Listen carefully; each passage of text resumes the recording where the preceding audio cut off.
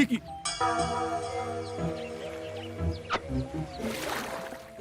এই নাও।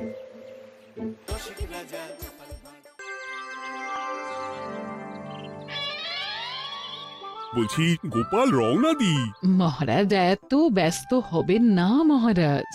হ্যাঁ হ্যাঁ, তা মহারাজ, আপনাকে দেখে মনে হচ্ছে আপনি রাতে একটু ঘুমোননি। হ্যাঁ ঠিকই ধরেছ। তাছাড়া ঘুম হবে কি করে বলো? আমার বাড়িতে যে ছোট্ট রাজপুত্র আসছে। তা অবশ্য ঠিক। সেই কবে থেকে আমাদের নাতিকে দেখার জন্য আমরা বসে আছি। আচ্ছা গোপাল, তুমি এইবারে রওনা দাও, বেশি দেরি করো না, জাহাজ ঢুকবার সময় হয়ে এলো। আপনি কিচ্ছু চিন্তা করবেন না মহারাজ, আমি একদম সযত্নে আপনার নাতি ও বৌমাকে রাজপ্রাসাদে নিয়ে আসব। গোপাল, খুঁজে পেতে কোনো রকম অসুবিধে হবে না। মনে আছে রানীমা? এখন তাহলে আসি।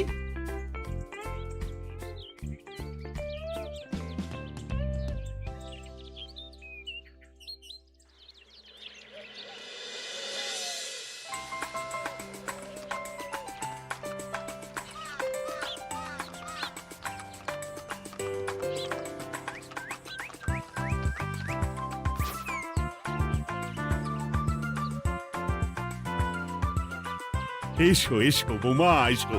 আরে আমার নাতি বাবু যে। বৌমা, পথে আসতে কোনো কষ্ট হয়নি তো? এইটুকু পথ আসতে কোনো রকম কষ্ট হয়নি মা। গোপাল কাকা এত ভালো যে কি বলবো। যাক যাক, গোপাল তাহলে আরো একবার আমার মান রাখলো। যতদিন গোপালের ধরে থাকবে তার প্রাণ, সে ততদিন মহারাজের রাখবে যে মান। হ্যাঁ মহারাজ, আমি থাকতে আপনি একদম চিন্তা করবেন না মহারাজ। বেশ বেশ বেশ।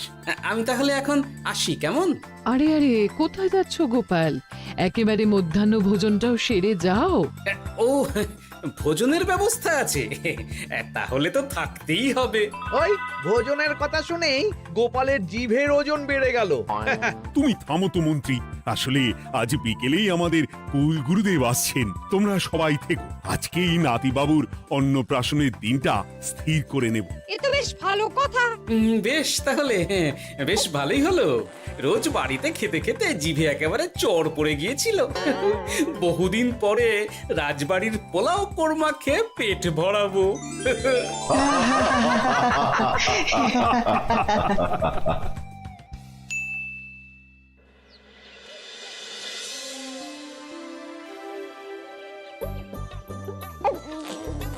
বাহ, তোদের নাতির তো ঢের উন্নতি হবে রে, খুব প্রতিপত্তি হবে, নাম যশ সব হবে, কোনো চিন্তা নেই। গুরুদেব, নাতির শরীর স্বাস্থ্য ভালো থাকবে তো? দেখ, এমনিতে খুব একটা কিছু অসুবিধা তো দেখছি না, তবে হ্যাঁ, সম্প্রতি একটা বড় সড়ো ঝড় বয়ে যাবে দেখা যাচ্ছে। কি সর্বনাশ গুরুদেব, এসব কি বলছেন? কথাটা কি সত্যি?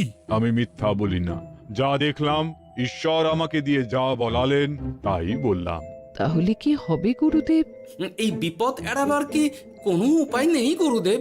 ওরে, তোরা আমার পুরো কথাটা শোন, কথার মাঝেই যদি এত প্রশ্ন করতে থাকিস তাহলে আমি কিভাবে আমার কথাটা শেষ করব? হ্যাঁ, ক্ষমা করুন গুরুদেব, আপনি বলুন বলুন। শোন, ওর কপালে ঝড় থাকলেও সে ঝড় ঠিক কেটে যাবে, চিন্তা করিস না, ভগবান আছেন, উনি বিপদ ঠিকই কাটিয়ে দেবেন। যখন বিপদ চরম সীমায় পৌঁছে যায় তখন ঈশ্বর নিজে এসে আমাদের বিপদ মুক্ত করে। সত্যি গুরুদেব, ঈশ্বর নিজে আসেন? হ্যাঁ, নিজে আসেন। জয় গুরুদেবের জয়। গুরুদেব, এইবারে তাহলে আপনি একটা শুভ দিন বলে দিন, নাতিবাবুর অন্নপ্রাশনটা ধুমধাম করে দিতে হবে তো। আজকের পর থেকে ঠিক 3 দিন বাদে একটা খুব ভালো দিন আছে, ওই দিন তাহলে অন্নপ্রাশনের ব্যবস্থা কর। বেশ বেশ, তবে তাই হবে গুরুদেব, তাই হবে। গোপাল, তাহলে সব কিছুর বন্দোবস্ত করা শুরু করো। সে আর বলতে রানীমা, আমি আগামীকাল থেকেই একদম জোর কদমে মাঠে নেমে পড়বো। হ্যাঁ রানীমা, আমি কোনো দায়িত্ব নেব নাকি? না থাক, যদি প্রয়োজন হয় তুমি গোপালকে সাহায্য করো।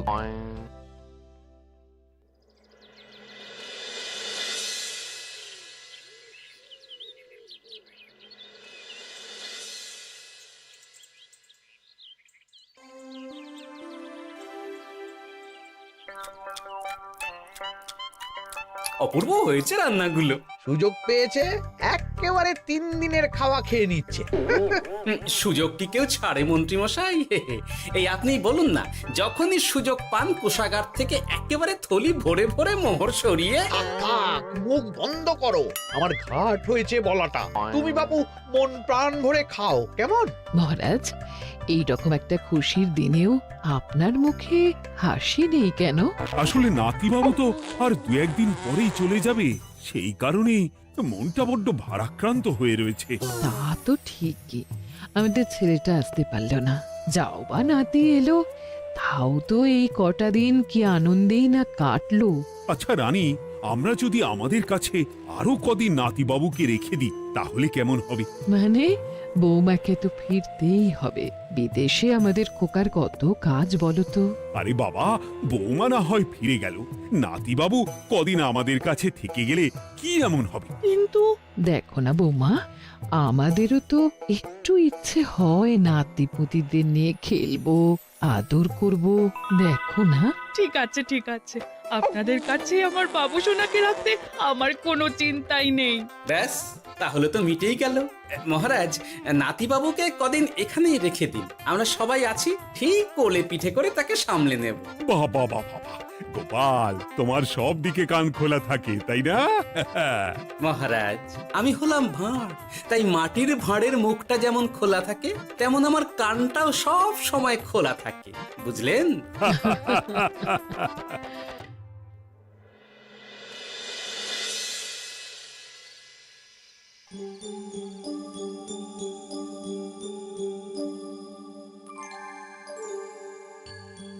কি ব্যাপার মহারাজ, আপনি এখনো শোননি কেন? শরীর খারাপ করছে নাকি? না রানী, একটা কথা খুব ভাবাচ্ছে বুঝলে। কি কথা মহারাজ? এই যে সেদিন গুরুদেব বললেন না, যখন গভীর বিপদ আসে তখন ঈশ্বর নিজে আসেন বিপদে মোকাবিলা করার জন্য। হ্যাঁ মহারাজ, বললেন তো। আচ্ছা, ঈশ্বর কি বিপদে সত্যি নিজে আসেন? কিন্তু তিনি নিজে তো বিশাল শক্তিধর, ক্ষমতাবান, তাহলে তিনি নিজে না এসে অন্য কাউকে পরিস্থিতির মোকাবিলা করতে পাঠান না কেন?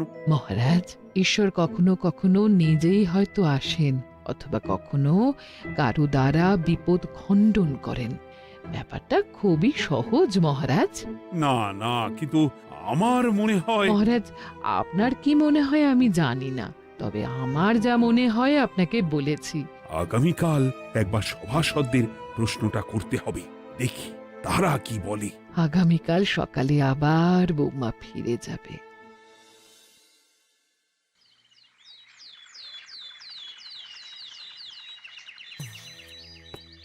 আমি তাহলে আসি, আমার সন্তানকে আপনাদের কাছে কদিনের জন্য রেখে গেলাম, ওকে খুব যত্নে সাবধানে রেখে দেবেন, কেমন? তুমি কোনো চিন্তা করো না মা, আমাদের নাতিবাবু একদম দুধে ভাতে থাকবে। কদিন একটু দেশের মাটিটা চিনে নিক, তারপর না হয় আবার বিদেশে পাড়ি দেবে। এই বলো সোনা।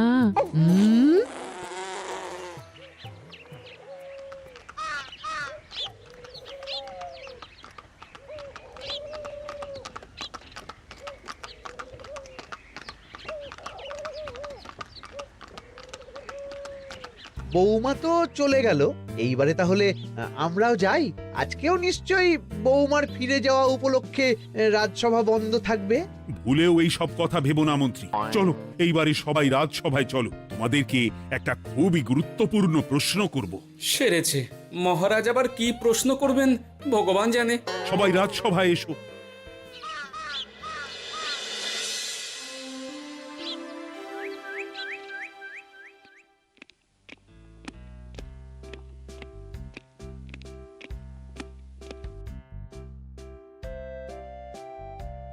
আচ্ছা, তোমরা সকলে বলো তো, ঈশ্বর কি সত্যি বিপদ খণ্ডনে এই ধরাধামে অবতীর্ণ হন?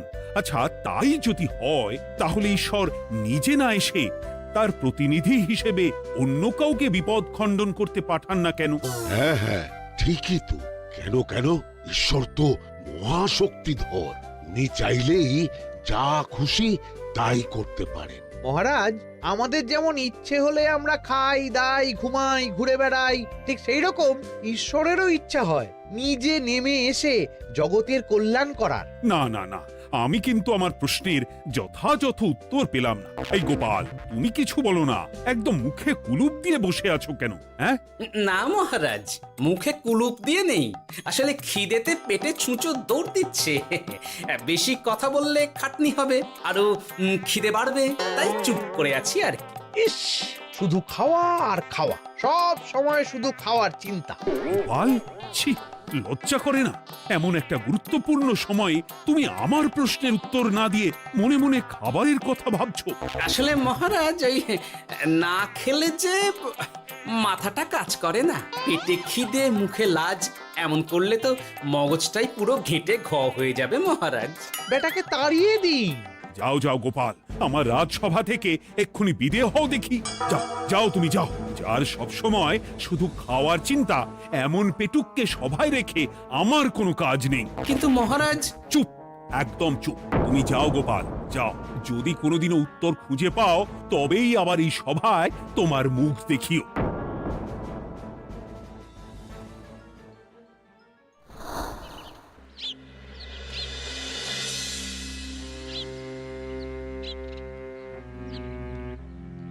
মহারাজ যে এমন সামান্য কারণে আমায় রাজসভা থেকে বার করে দেবেন ভাবতেও পারিনি। এখন কি যে করি, একে তো মাসের শেষ, সংসারে তুমুল টানাটানি।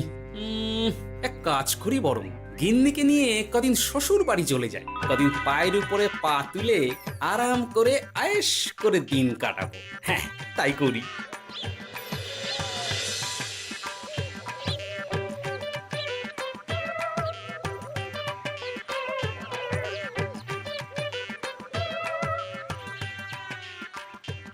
গিন্নি, ও গিন্নি, বলছি কি, ওই শিগগিরই তল্পি তল্পা গুছিয়ে তোমার বাপের বাড়ি চল। এই কটা দিনের জন্য দুজনে ঘুরে আসি, বুঝলে? কি ব্যাপার? তোমার হঠাৎ করে আমার বাপের বাড়ি যাবার হিড়িক কেন? কিছু মতলব আছে নাকি? আমি না তোমার স্বামী? তুমি আমাকে এভাবে বেমক্কা মতলববাজ বলতে পারলে? হ্যাঁ, কোথায় আমি তোমার কথা ভেবে কথাটা বললাম, আর তুমি কি না আমায় স্বামী না স্বামী কে জানে? এই গত 3 মাস ধরে বাপের বাড়ি যাওয়ার কথা বলছি, তুমি তো তখন কানেই নিচ্ছিলে না, এখন হঠাৎ?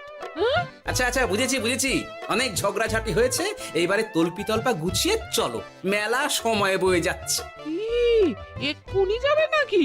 সন্ধে হয়ে এলো তো। সন্ধে হয়ে এলো তো কি হয়েছে, চলো চলো চলো, শিগগিরই চলো। ঠিক আছে, আমি প্রস্তুত হচ্ছি। তুমি তাহলে একখানা গরুর গাড়ি ডেকে আনোগে, যাও যাও। আরে মিছিমিছি গরুর গাড়ি রাখবো কেন? আরে বাবা, আমরা হেঁটে যাব, হেঁটে। কি বলছো? এতটা রাস্তা বনের মধ্যে দিয়ে আমরা হেঁটে যাব? হ্যাঁ, শোনো গিন্নি, ওই বাতের ব্যথায় না হাঁটাটা বেশ ভালো, বুঝলে? চলো চলো, দেখবে কোনো রকম অসুবিধে হবে না। হ্যাঁ, আমি তো আছি নাকি? হ্যাঁ,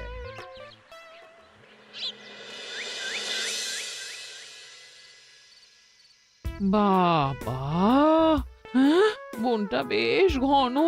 বলি, এই সময়ে এই বনের মধ্যে দিয়ে কেউ হেঁটে যায়? মেলা গজগজ না করে চুপচাপ এসো দেখি।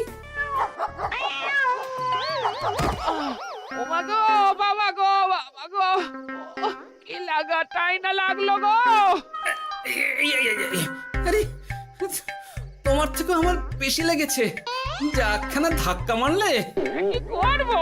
গিন্নি আমায় ধাক্কা মেরে ফেললো বটে, কিন্তু আজ আমি মহারাজের প্রশ্নের যথাযথ উত্তর পেয়ে গেলাম। বেড়াল ছানাটিকে বাঁচাতে কোনো কিছু না ভেবেই কিভাবে বেড়ালটা ওই বাঘা কুকুরটার দিকে তেড়ে গেল। হ্যাঁ, তার মানে বিপদে পড়লে সন্তানকে বাঁচাতে না, আমাকে এক্ষুনি একবার রাজপ্রাসাদে যেতে হবে, রানীমার সঙ্গে কথা বলতে হবে। আরে আরে আরে আরে, ওদিকে কোথায় চললে গো? ওদিকে তো তোমার শ্বশুর বাড়ি নয়? আরে বাবা, আমার নয়, তোমার শ্বশুর বাড়ির দিকেই আবার যাচ্ছি, বুঝলে? তার মানে আমরা আর যাবো না? না না, পরে যাব, তাড়াতাড়ি এসো দেখিনি। এ কি রে বাবা, লোকটার মাথাটা কি গেছে নাকি? কখন যে কি করছে নিজেরই ঠিক নেই, যত সব।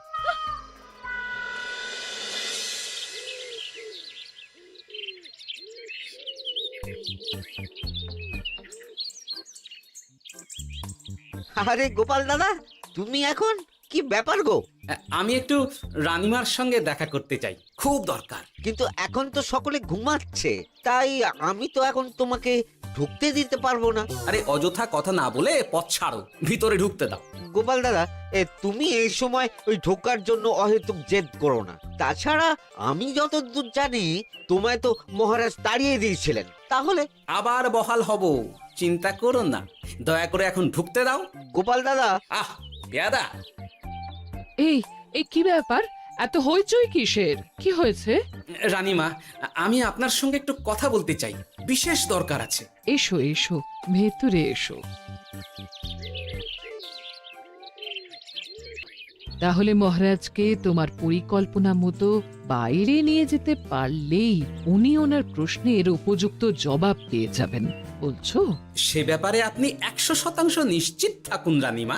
এখন আপনি শুধু আমার পরিকল্পনা অনুযায়ী মহারাজকে নৌকা বিহারে যেতে রাজি করান। তারপর কি হয় সেটা আপনি নিজেই সচক্ষে প্রমাণ পেয়ে যাবেন। তোমার উপরে আমার অগাধ আস্থা গোপাল। ঠিক আছে, তুমি যেমনটা বললে ঠিক ওইভাবেই আমি নৌকা বিহারের ব্যবস্থা করছি। রানীমা, দেখবেন এই পরিকল্পনাটা যাতে কোনোভাবেই পাঁচকান না হয়, তাহলে কিন্তু সব ভেস্তে যাবে। নিশ্চিন্তে থাকো গোপাল, কিচ্ছু হবে না, নিশ্চিন্তে থাকো।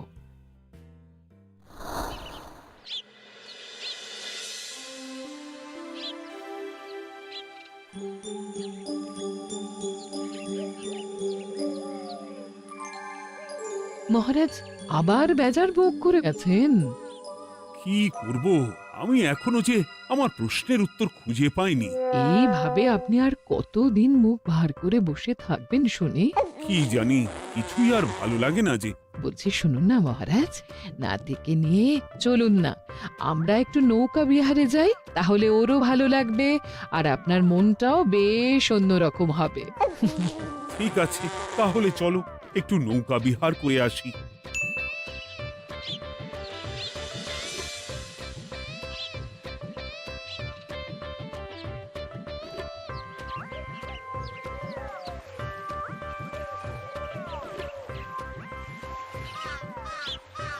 এই তো মহারাজ, আসুন আসুন, সে কখন থেকে আপনার জন্য অপেক্ষা করছি। এ কি গোপাল, তুমি এখানে? কি ব্যাপার? তোমার সঙ্গে তোমার স্ত্রীও আছেন দেখছি। মহারাজ, কতদিন আপনাকে দেখিনি বলুন তো, তাই আজকে একদম সস্ত্রীক চলে এলাম। চলুন চলুন, সকলে মিলে নৌকো বিহার করে আসি। কিন্তু আমি তো তোমাকে তাড়িয়ে দিয়েছিলাম, তারপরেও তুমি। মহারাজ, অনেক তো হয়েছে, এখন এসব কথা ছেড়ে নৌকোতে টুকুস করে উঠে পড়ুন দেখি। কিন্তু মহারাজ অযথা দেরি করবেন না, চলুন উঠে পড়ুন।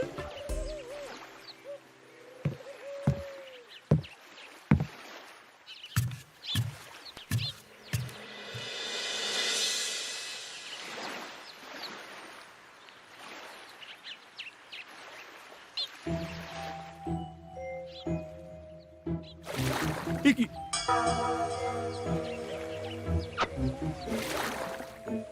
এই নাও, দেখো দেখো, ও কোনো সাড়া শব্দ করছে না কেন? সারা শব্দ করবেন না মহারাজ। মানে এসব কি বলছো? এই পুটুলির ভেতরে তো আপনার নাতি নেই, এখানে নাতির বদলে রয়েছে একখানা খেলার পুতুল। এসব কি বলছো তুমি? এইটা যদি পুতুলি হয় তাহলে আমার নাতিবাবু কোথায়? হ্যাঁ, আপনার নাতি এইখানে একদম সুরক্ষিত অবস্থাতেই আছে। যাক বাবা, আমি যে কি ভয় পেয়ে গেছিলাম তার কি বলবো। কিন্তু রানী, তুমি আমার সঙ্গে হঠাৎ কেন এমন ছলনা করলে? হ্যাঁ, আমার কথাই মহারাজ। কেন? আসলে আমি আপনাকে এই ঘটনার মধ্যে দিয়ে আপনার প্রশ্নের আসল উত্তরখানা দিতে চেয়েছিলাম, তাই। গোপাল, কি বলতে চাইছো একটু খুলে বলো তো।